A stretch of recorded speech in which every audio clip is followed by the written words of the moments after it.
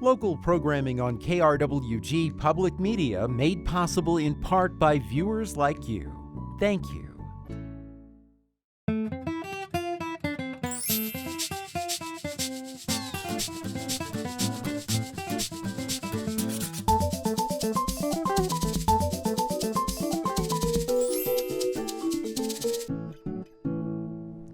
Hello and welcome to Fronteras at Changing America. I'm Anthony Moreno.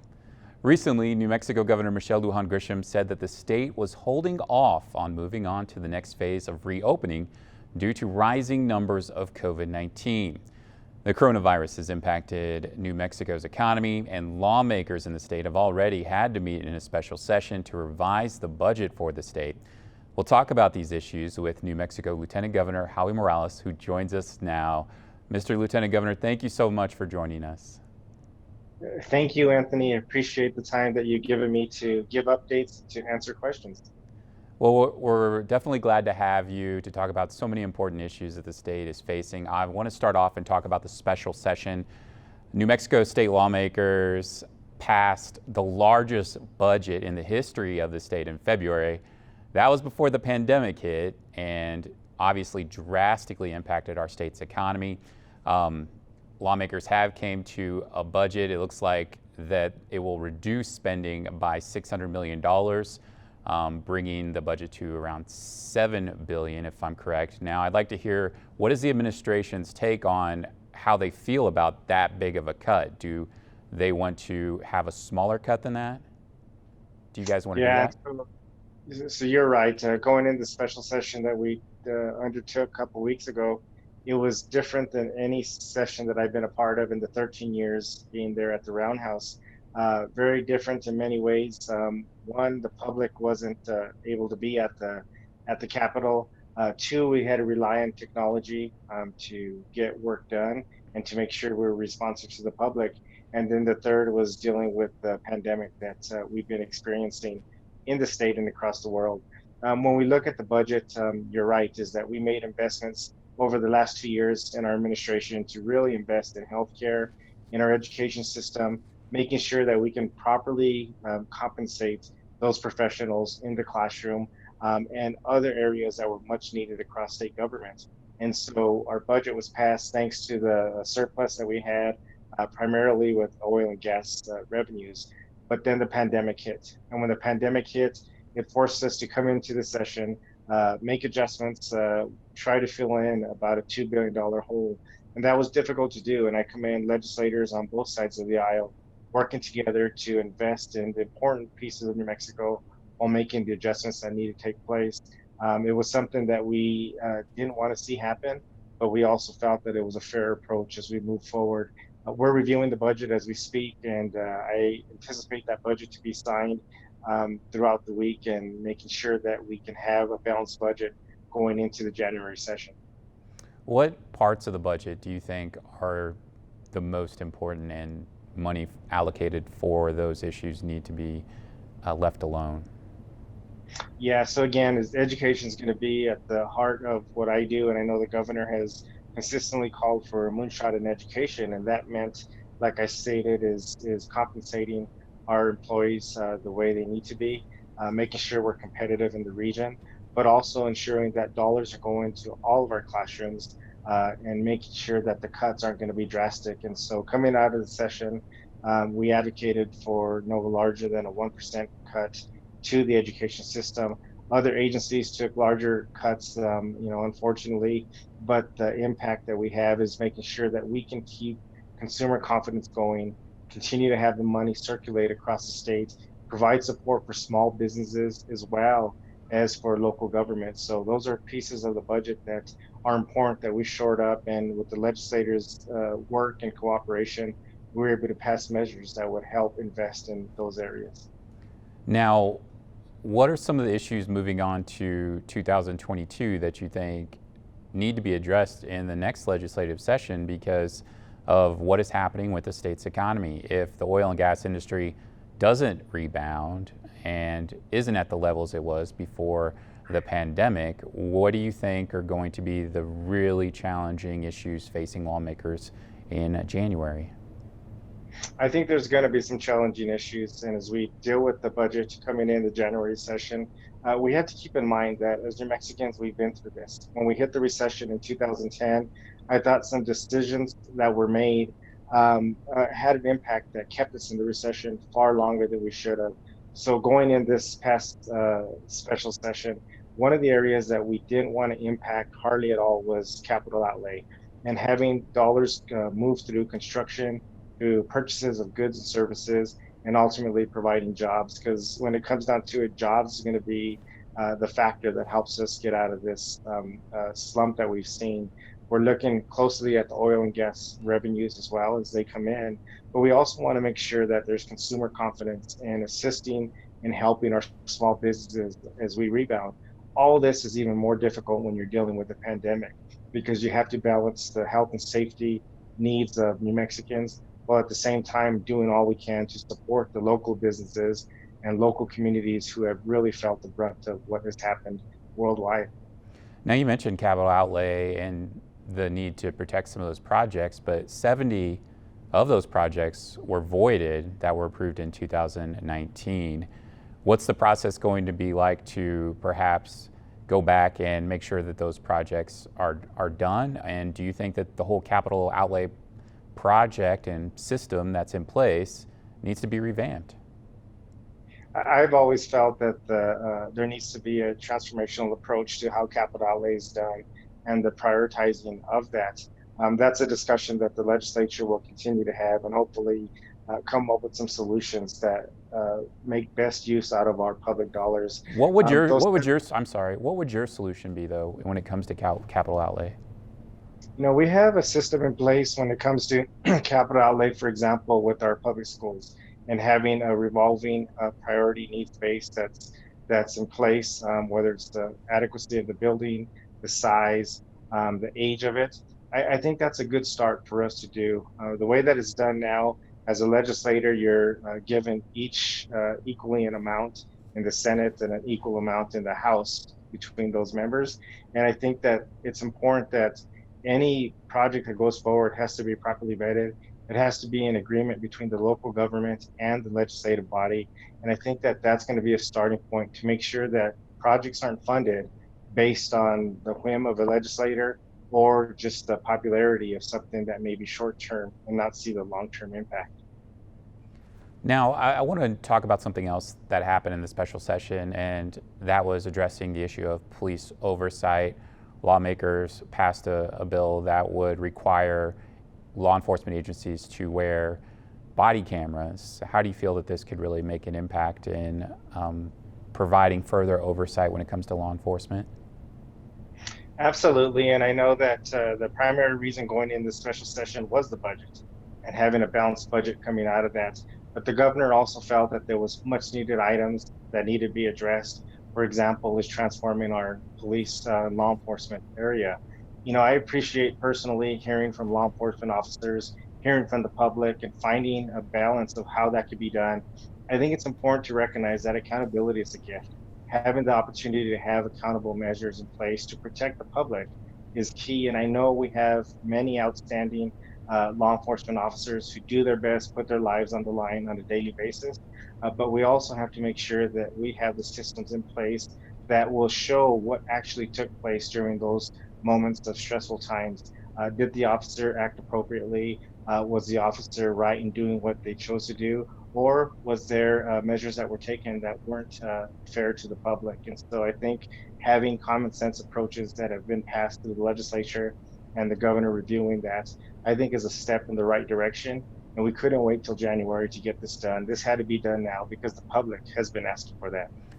Now, lawmakers also addressed the creation of a 9-member commission to examine possible violations of constitutional rights, and obviously the governor has voiced support with that issue in the state. What are your thoughts on this commission and the creation of possible commissions with this issue? Are they going to have any teeth?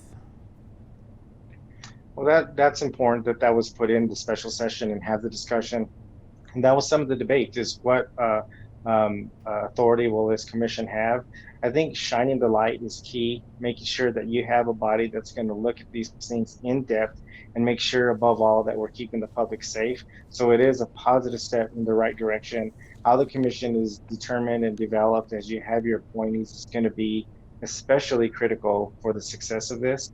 I do believe because it didn't go through necessarily a process that would have it do a study, but actual take action of a commission being in place is going to be something that's going to benefit the people of New Mexico.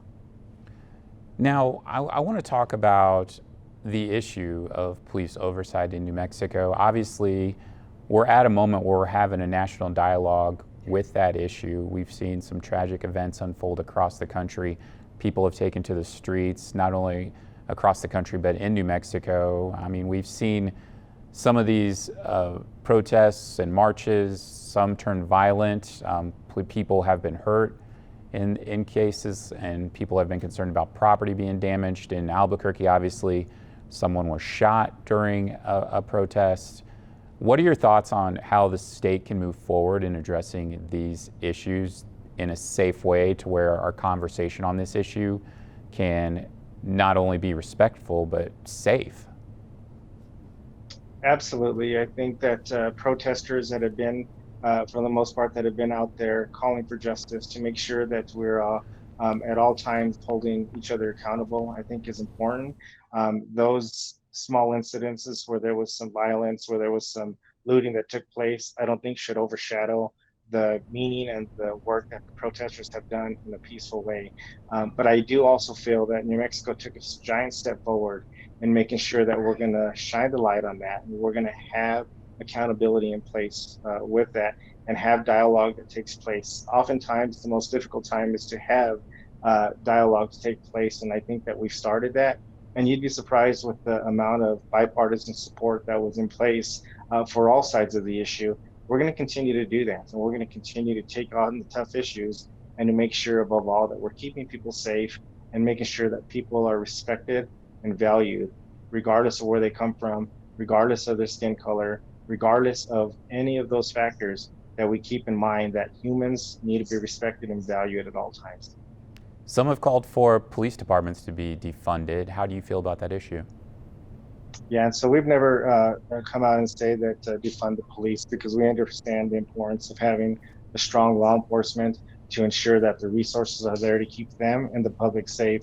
But I think of it as more to transform police departments, to see how we can utilize budgets that can assist for those emergency calls, but also have other areas that we can focus on that we may not necessarily send a law enforcement official to deal with mental health issues or to deal with other areas that other professionals are better equipped for. So I think it's a reprioritizing of how we can utilize those budgets, and at the same time keep our law enforcement agencies where they have the resources there. So I just wanted to be clear, because I think that oftentimes slogans can have an impact. And I think that many times the thought behind that was to utilize funds that are important in other areas, such as education, such as counseling, healthcare, and providing those opportunities for those professionals to be on site for that.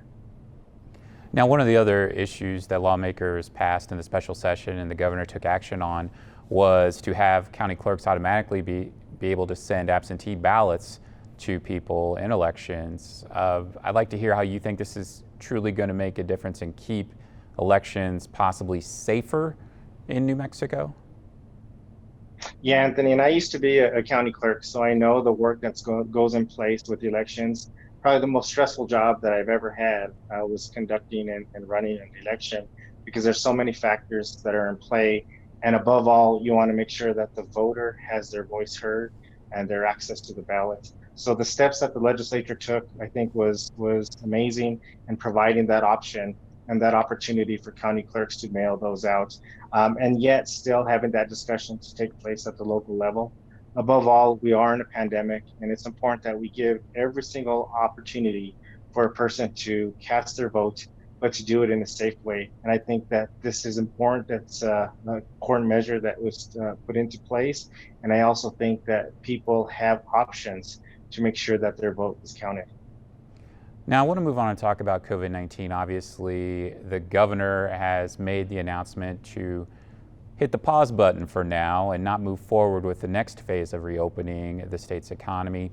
I'd like to hear your thoughts on why that is needed at this moment, and how do you think New Mexicans can really ensure that the next phase can get here sooner? What are some of the things that people need to do and you as a leader in government need to see?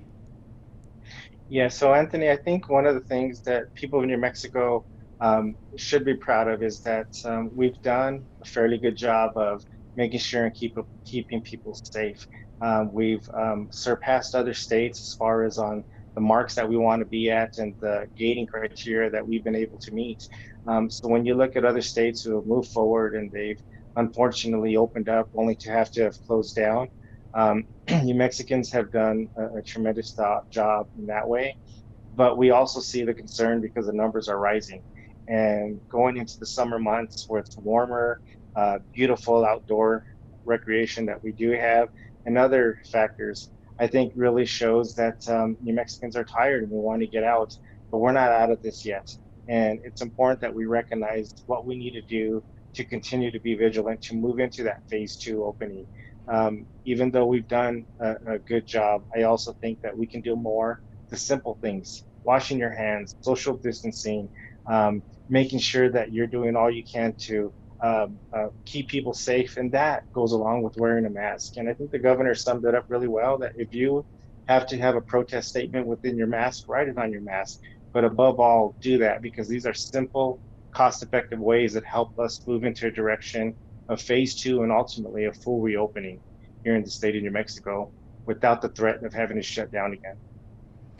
Now, we've seen obviously certain parts of the state get hit hard, the northwest part of the state, and also recently Doña County has seen a rise in new cases.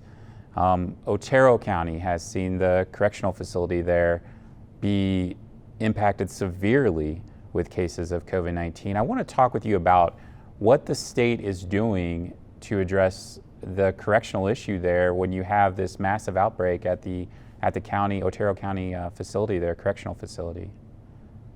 Yeah, and I think that the governor has taken that extremely seriously. When I was at the press conference with her last Thursday, that is something she talked to me extensively about. It's our responsibility to keep those inmates as well as those employees safe within those correctional facilities, and more needs to be done. And I know that she's really pressing that the corrections department work diligently to make sure we're keeping people safe. More testing, more observance on that, more tracing. All that is needed and needed now. And the governor's not going to stop till we make sure that we can get our hands around the outbreaks that we've seen in those areas. And extending, as your earlier point that you made, the uptick that we've seen in Doña County, not only with that, but we've also seen in all of southern New Mexico, a lot of that may be attributed to the pathway of I-10. And when you see what's happening in Arizona and Texas, there's definitely some correlations that may be happening on the I-10 corridor, and it is a concern because it affects us all, from Hidalgo County all the way through Eddy County. What can the state government do, though, to get inmates at that facility, at Otero County Correctional Facility, out of there who may not have COVID-19? What are some of the things that can be done? Are these conversations even happening? Absolutely, yeah, and that's those are thoughts that have been put out there and really trying to get into action. Governor has looked at other options and saying, okay, do we have a facility that anybody who tests positive that we move them to, that we make sure and that we can, in a sense, have a specific area to keep other inmates safe, but at the same time treat those who may be needed. Those are just some of the examples that haven't taken place. And I look for the updates as I get updates and the governor gets updates every day to see where that's at, because this is definitely something that there has to be that collaborative effort. And at the same time is we have to have the federal government in part of those discussions, because many of these areas are under their responsibility. But the reality of it is we're all responsible for that, and we all must take action now. Now I want to move on and talk about a major issue that's going to impact a lot of people in the state, and that is the reopening of public schools in New Mexico. The Public Education Department announced that they would be going back to school and students would be allowed to return to school at 50% capacity. What is going, this has to have some parents a little bit concerned about the whole process and how this is going to happen, and also people working in the schools as well as the students. So what are your thoughts on the concerned parents? What are some things that they need to know that you're taking into account when having people go back to school? First and foremost, we're going to ensure that the safety of our students, of our educators, of our school personnel is at the forefront of all that we do. And I understand what those concerns are as parents, because I'm a parent of an 8-year-old son and 11-year-old daughter who I get concerned of, and I want to make sure that it's safe for them as well as all of the children. There was 3 guiding principles that we looked at, and obviously keeping everyone safe was first and foremost. We wanted to make sure that we had in place instruction in person as much as possible at all times in one way or another. And then the third is to make sure we use science and data to continue to help us make those decisions that need to be done. Again, there's a lot of questions that are unanswered, but through the hybrid model that the Public Education Department has chosen to do, this hybrid model will give us an opportunity to reintroduce the kids back into the school setting. For example, Monday and Tuesday, showing up, half the students will show up in person.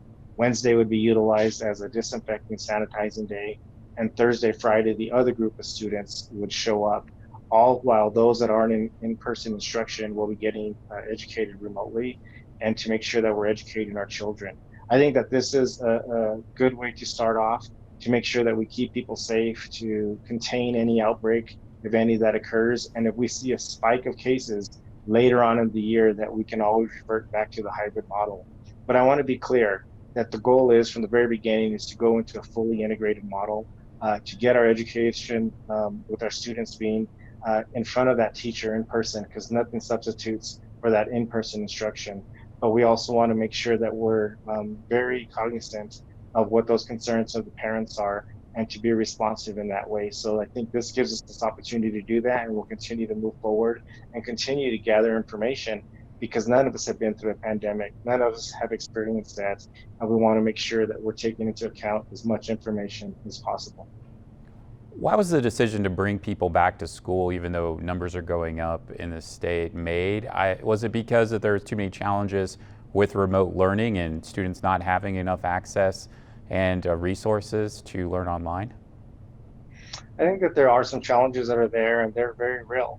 We look and see down in the colonias areas, and we look and see in our tribal communities, areas that broadband and the infrastructure just isn't there.